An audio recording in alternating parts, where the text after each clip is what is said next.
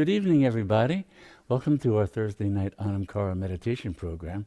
And with all my heart and with all my love, I welcome you to our program this evening. I'm just delighted you were able to join us. And, we'll be getting into some of the practices of chants and meditation, mantra.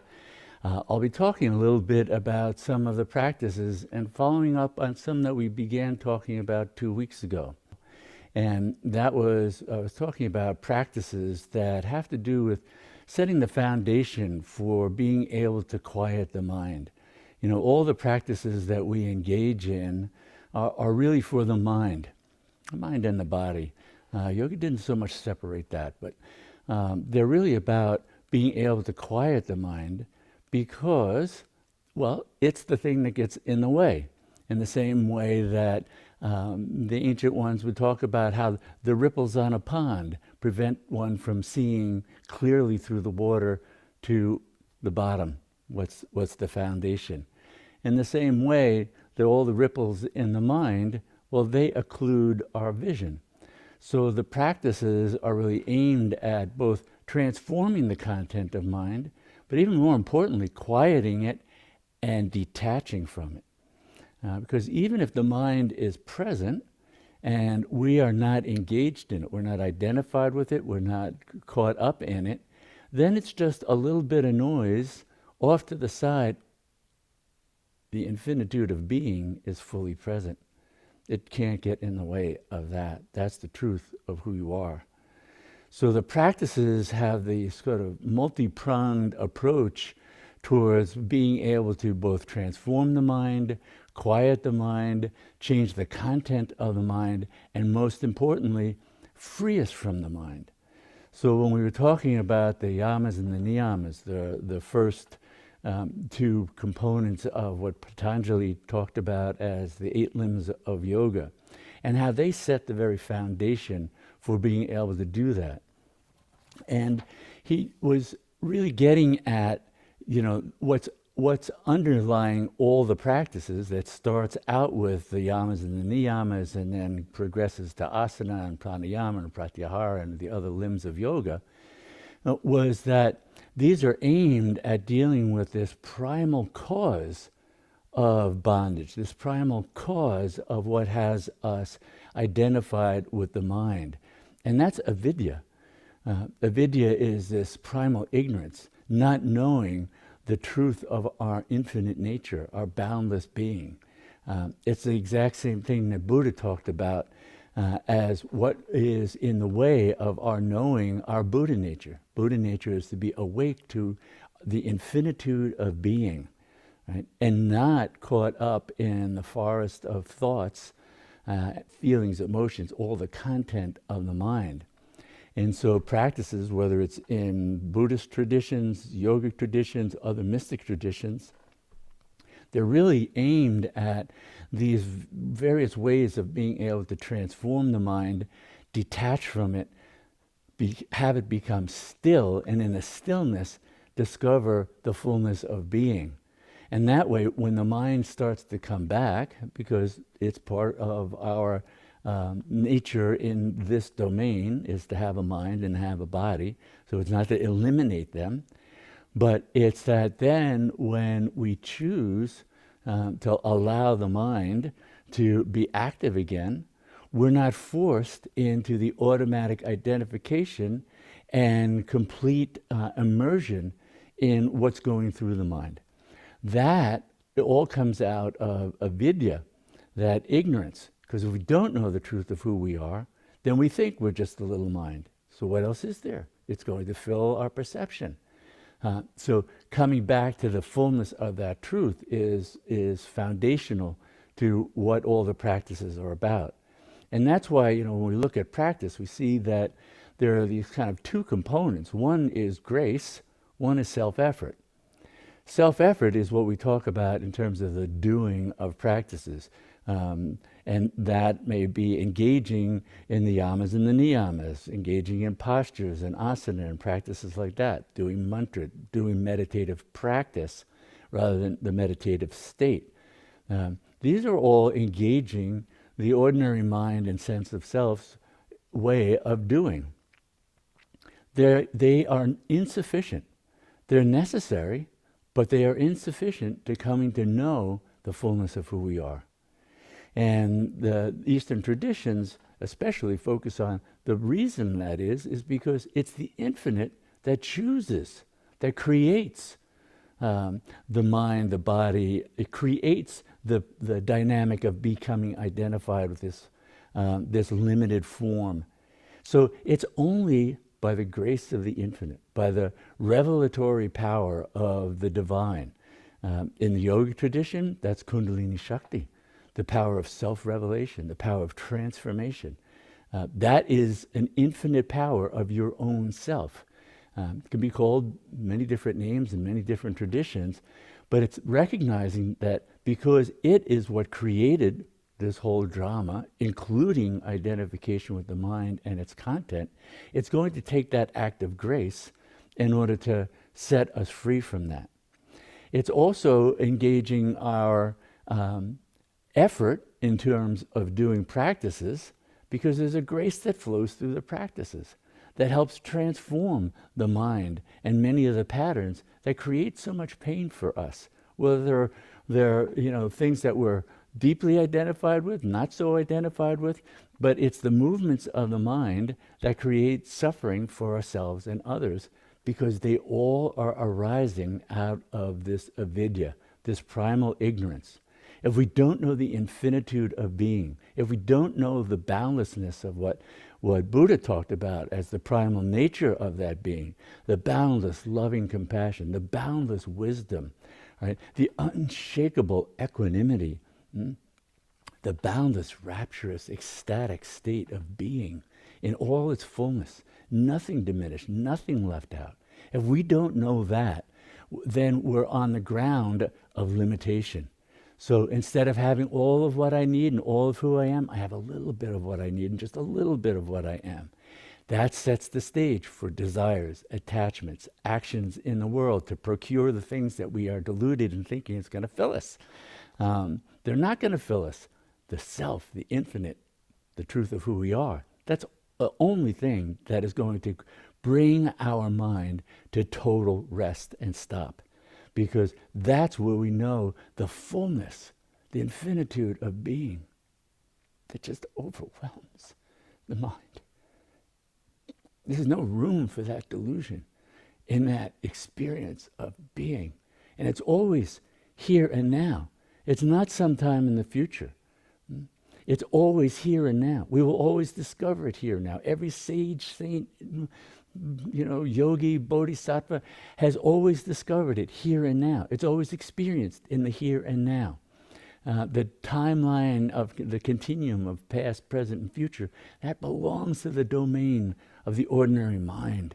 The eternality of the fullness of being, that's beyond time. That's not broken up by time. That's not shattered by time. The shattered reality and the fragments that we engage in are all born of that mind-body illusion of being limited to that. And that was part of the divine creation. There's not something wrong with that. It's saying we've known that for countless lifetimes. We've explored all that can be experienced through that. How do we come to know the truth of who we are? And add the infinitude of being. So that is what is engaged in when we're doing these kinds of practices.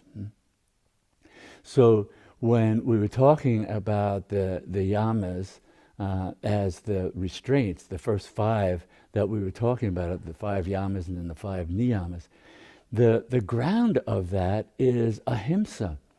It's nonviolence, but it's more than just like nonviolence. It's really getting to the fact that it's born out of wisdom.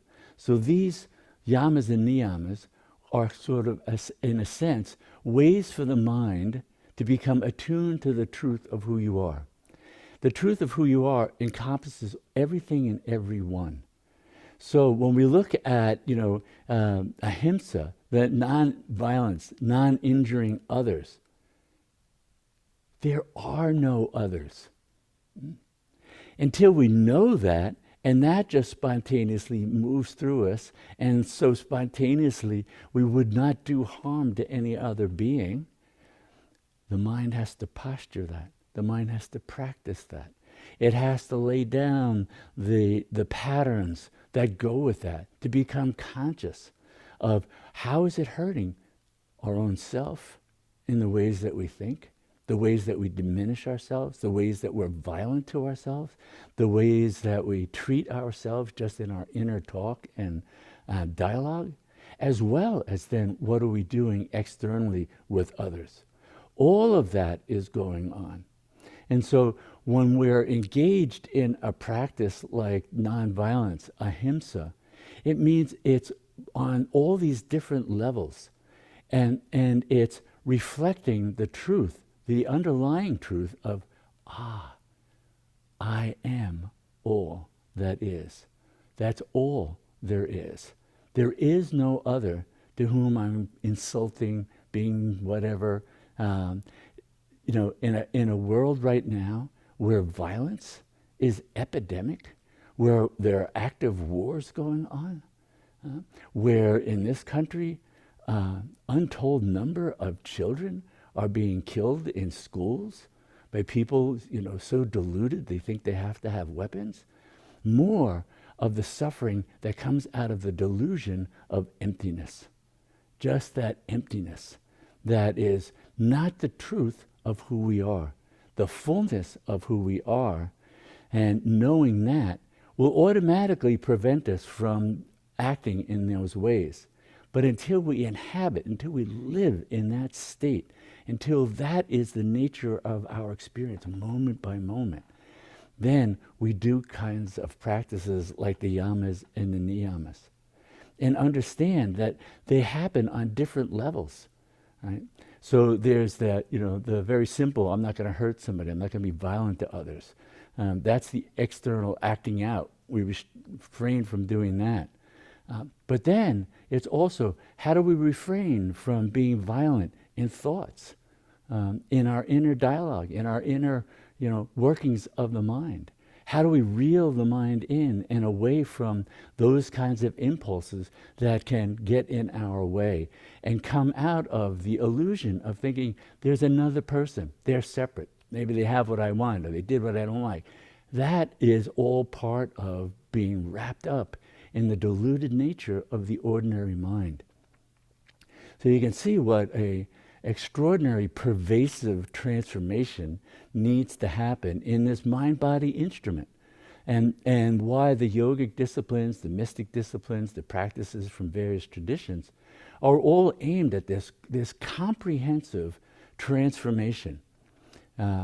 Several years ago, I remember when I was working on my doctoral dissertation and I was going through the literature, so this is back in the mid-early 1980s, and there was an article that was written in a journal of psychology that looked at Patanjali's Yoga Sutras and the 8 limbs of yoga and they called it a multimodal, comprehensive, cognitive behavioral approach to transformation. So that was their way of translating into sort of modern psychological words that, this is a paradigm that aims at transforming everything about our ordinary experience, from the ways that we think to the things that we say to the actions that we perform in the world. And just the very first of the Yamas, this ahimsa, this non-violence, is really at the root of everything else, because it's also reflecting we don't want to be violent because there are no others. Any violence that we commit is against our own self, our own being. And so to become rooted in that, to really know that, that's what the practices are aimed at. And you can see then, even as we go through the other of the yamas, there's not telling falsehoods, to be telling the truth, satya, all right? Well, there's ways that we would not do that externally, out loud to others, but it's also then, it's always about, for the yogi, take it in, take it in. what are the ways that we lie to ourselves? What are the ways that we fool ourselves? Western psychology has done a good job of mapping those in terms of defenses and denial and the dynamics of what goes on for the ego mind, because the ego mind is, trying to sustain a sense of self against the onslaught of others and the reality that it's probably not what it thinks itself to be. And so it fibs to itself, it lies to itself, it deludes itself, it gets caught up in denial in many different ways. It tells itself stories, it lives out a narrative. And so we can see that, the narrative that we're often living has certain dynamics to it, and we hammer reality into the dynamics of that narrative to, portray ourselves as whether it's the greatness of who we are in a puffed up, inflated ego sense, not the greatness of pure self and being. That is true. It's the inflated sense of ego mind that we're cutting through. But it maintains all kinds of narratives about being a victim, about being abused, about being this or that. Even when those things have in fact been true, the yogis were going, no, we want to get you free of everything. All past experiences, all personality traits, or everything that was formed in the crucible of pain and suffering in this life or any other life, yoga wants to set us free of. The mystic traditions, the meditative practices are about being free on a level way beyond anything that any psychological paradigm is ordinarily pointing to. So it's knowing the fullness of being that is opened in all its glory, its magnificence through grace. But it's also knowing how to transform the mind and not get caught into, there's that thought pattern that makes me feel so contracted and so in pain. And then when I'm in pain, I create pain for others. The psychology of yoga and meditation is profound in terms of wanting to transform all those different processes. And so even when we look at another one of the yamas that has to do with not stealing, refraining from stealing, asteya. Well, of course we know you don't want to take things from others, and that's what we're teaching kids in kindergarten and preschool. No, Johnny, that's not yours. Leave it alone. But the ego mind becomes very subtle about what it appropriates, what it steals. Whether it's thoughts, ideas, parts of identities, what it clings to. In fact, in the yogic tradition, the ego mind is known as the power of self-appropriation. And it appropriates everything. And it does it through identification, through I am this thing, including I am this body. Well, what do you mean you're that body? How did consciousness, which is infinite and unbounded, get limited to being, I'm just this body, I'm just this gender, identity, role, whatever it might be? That contracted nature is part of what the mind appropriates. And it's appropriating that because what is the mind caught in? It's caught in avidya. It's caught in lack, in want, in need, in the absence of fullness, in the absence of the fullness of being. So that's what's driving all those kinds of actions that the ordinary mind is getting engaged in, both on a gross outer level, but even on these subtler inner levels that we see the mind latching on, trying to become identified with, getting caught up in, defending, because that's the flip side of it. It defends against things that it's not. That brings up then, of course, having to look at shadow and all the things that we've disowned that have been a part of our actions, our thoughts, our feelings, our ways of relating. They're not the truth of who we are, but this instrument, when it's out of control, it acts out. And the yogic tradition is one of the traditions that where self-accountability is at its very high. You couldn't demand more accountability than the Eastern traditions, because they look at it in terms of karma. Karma is the consequence of actions. It's the law of cause and effects. But what they're saying in that tradition, and one can experience this in meditative states, going beyond the ordinary mind and body, that, we build up much more karma in a life than we can get rid of in a life. So we've got this mountain of karma, the past,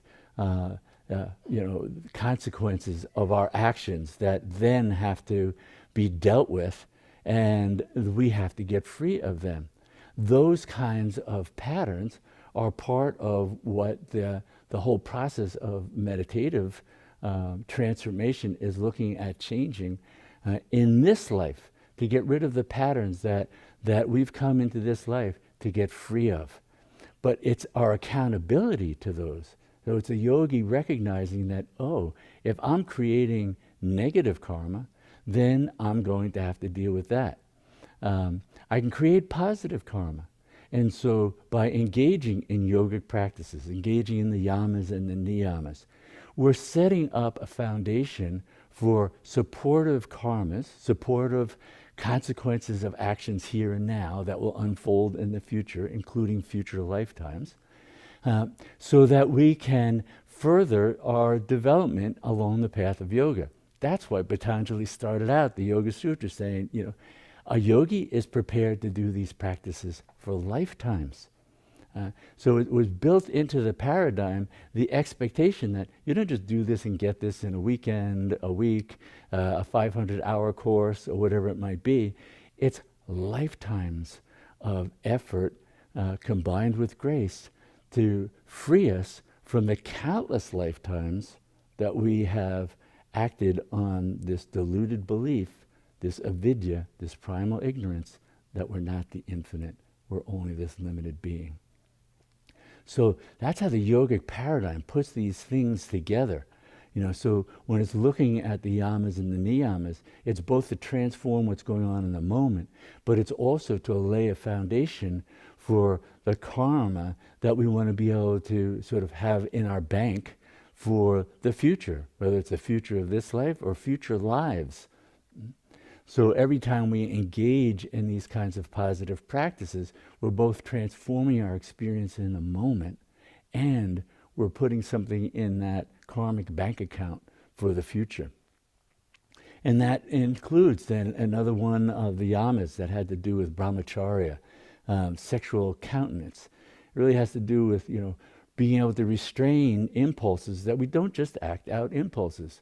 And sexual desires are one of the most potent impulses that we have running through this system. So yogis practiced being able to contain that, being able to not act out and make, whether that's acting out and might be abuse of others, might also just be in the fantasy realm. Because a lot of people, they're engaged in that fantasy realm, and a lot of technology feeds that.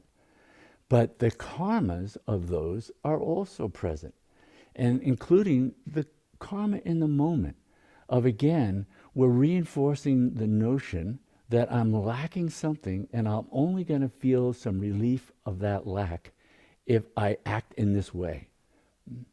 That is one of the dynamics that gets played out in all the realms of the senses. Underlying avidya, causing this sense of lack and want and need, and then going out through the senses and say, if I have something beautiful, I have something lovely to touch, if I have something that's great to eat, et cetera, it's going to somehow fill me. Doesn't work.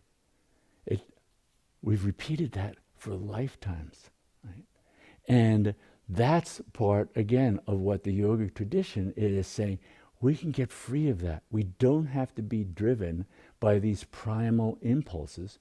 We have this innate, sublime consciousness that is watching the unfolding of all this drama, has been watching for all the lifetimes we've ever taken, in all the countless forms we've ever taken. The Eternal One is present. That wisdom, that source, is always there. Part of this drama is it allows the infinite to know what it is to be finite.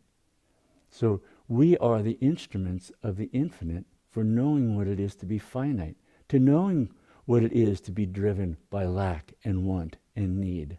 Because without an instrument like this, the infinite is infinite. And in a sense, it would be lacking the experience of being finite. Since the infinite can't lack anything, it creates the instrument for knowing what it is to be finite. That's you, your body, your mind, others you know. We're all instruments of the infinite for knowing what it is to be that unique form, to having taken that sublime form, to know, experience the world of difference, this world, until we're finally just tired of it. Because like any play, any drama, we get to the point we want it to end. And that's when we come to a life where we want to engage in practices. We want to hear and learn more about what's possible for us to experience that's beyond this domain of the ordinary mind. And that's what we then tune into through all these different practices.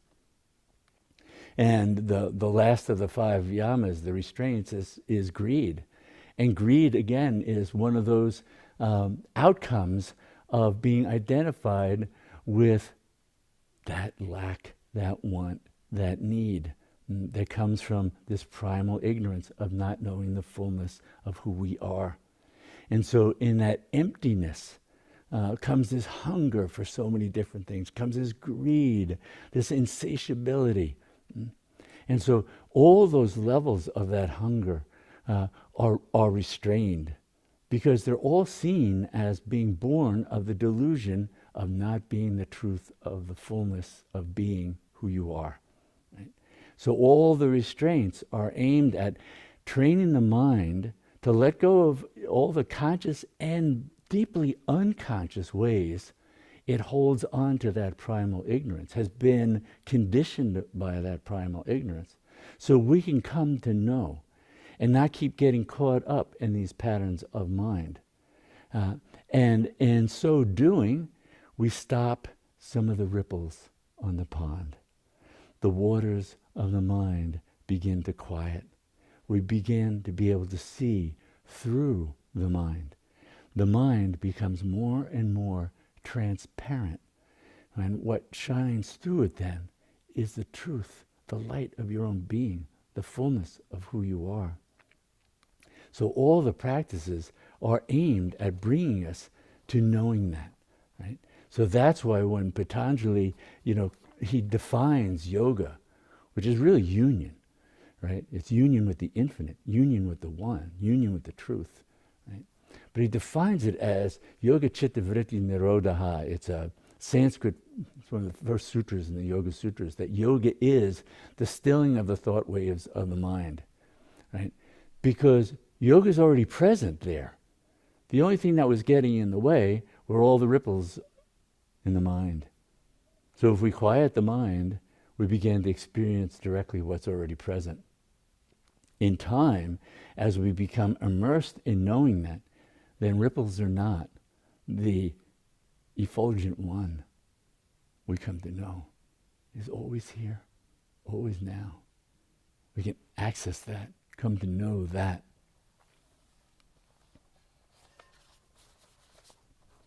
In knowing that, that's part of what Buddha was talking about as the boundless wisdom, the boundless knowing, the truth of who you are. This is from a soon-to-be released book, hopefully next year. Mind, coming to rest in the vast stillness, born from the cessation of all wants and needs. Here's the voice of the divine, singing in the heart of every being, humming in everything, living and non-living, humming, ah, hum, ah, hum, ah, hum, I am, ah, hum. The ancient mantra that's going on right now, the eternal mantra that it's the expression of pure being, of pure knowing. It's the Sanskrit that means I am. Not the ordinary I am of the mind. I am the infinite. I am all that is, all that isn't, all that transcends. Aham.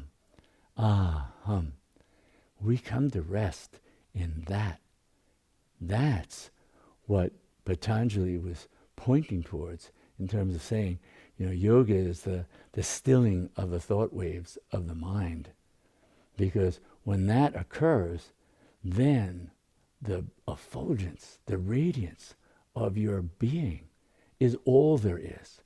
There's not you and that, there's only that. That's all there is. The subject-object, gone, gone. Nothing to be spoken about, gone. That's why Buddha finally said, gate, paragate, parasamgate, bodhiswaha, gone, gone, gone beyond, completely beyond. Hail the goer, the bodhisattva, it's you. So mote it be. That's what it means to reach what's fully present here and now as the source of your being. The only thing in the way, the ripples on the pond, the thought waves of the mind, and our identification and attachment to them. So we keep letting him go, letting him go, letting go. That's why so much of the practice, whether it's meditation, contemplation, has to do with letting go of the conditioned mind, letting go of patterns. Letting go, letting go, letting go into mantra, letting mantra as transform itself from sound to just a throb of being, from a throb of being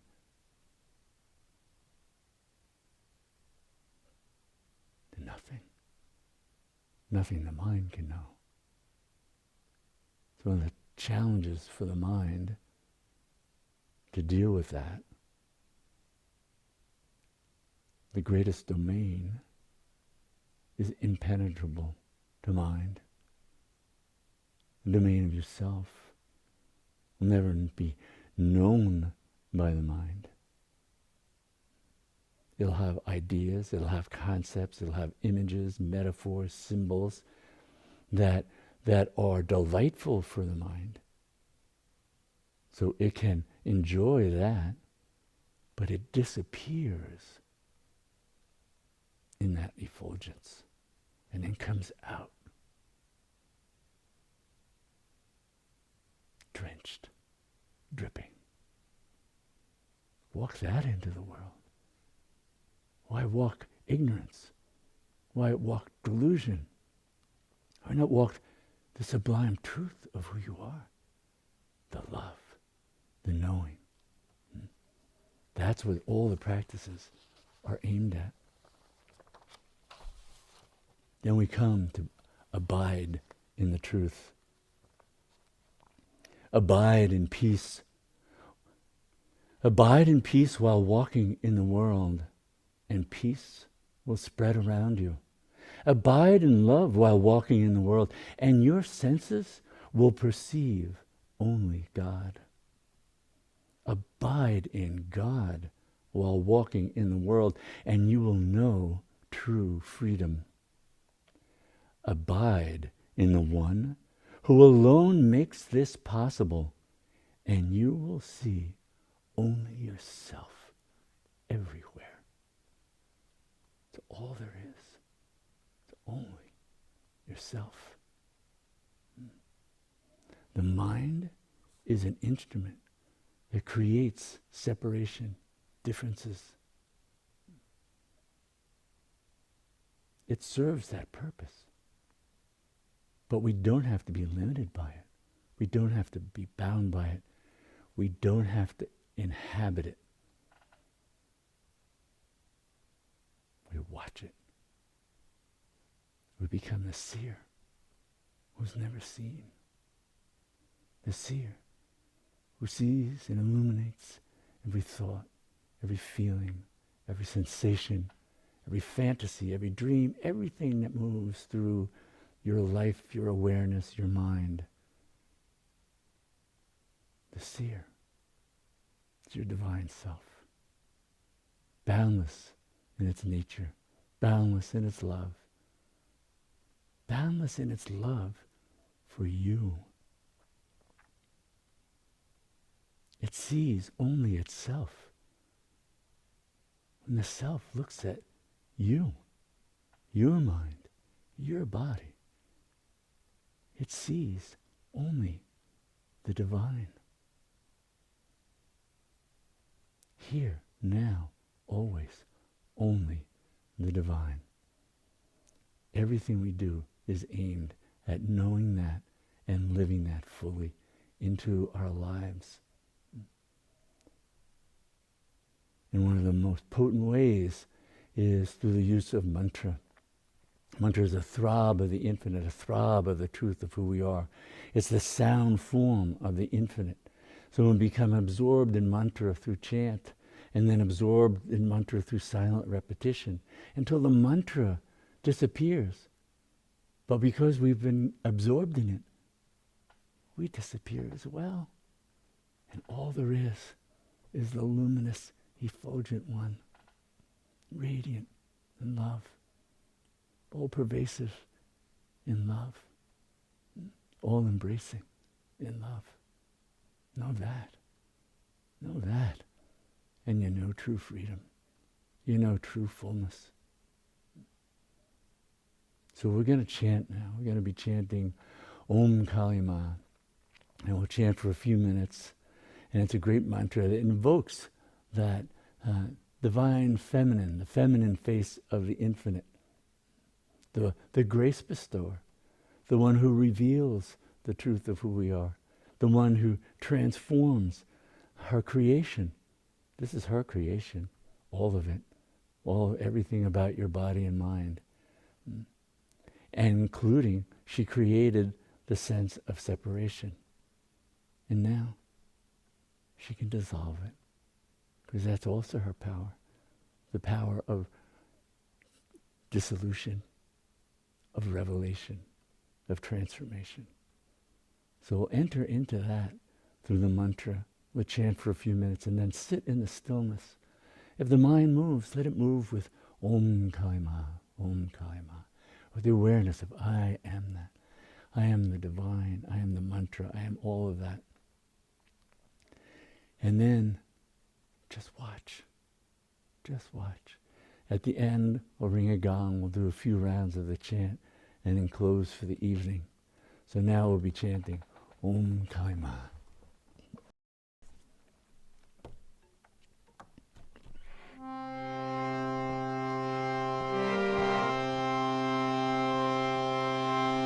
Shri Kali Mahadevi Ki Jai. Om Kali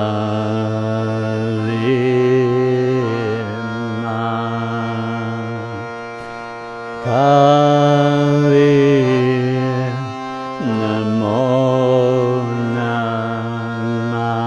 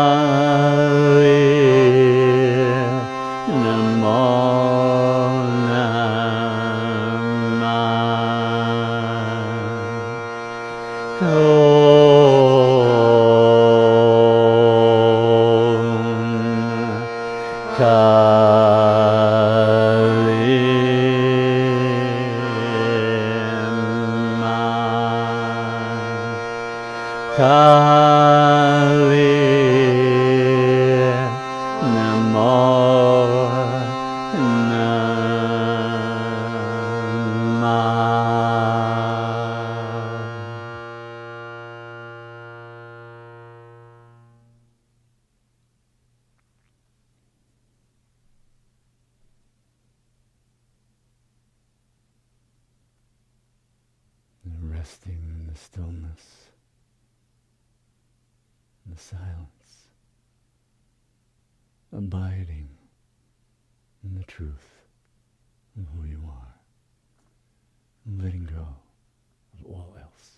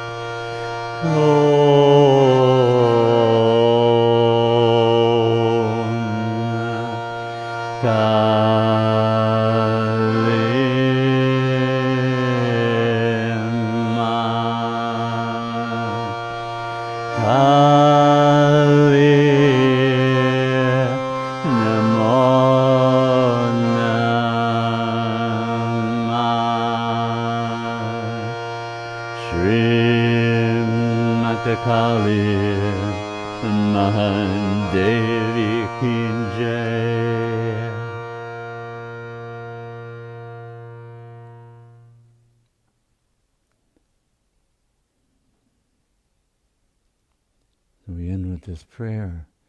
And may all our practices truly benefit everyone. And may all beings know complete freedom from suffering.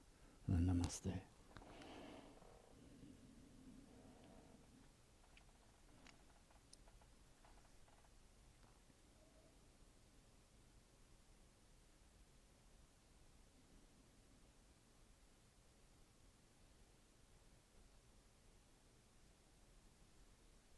The practices given by grace.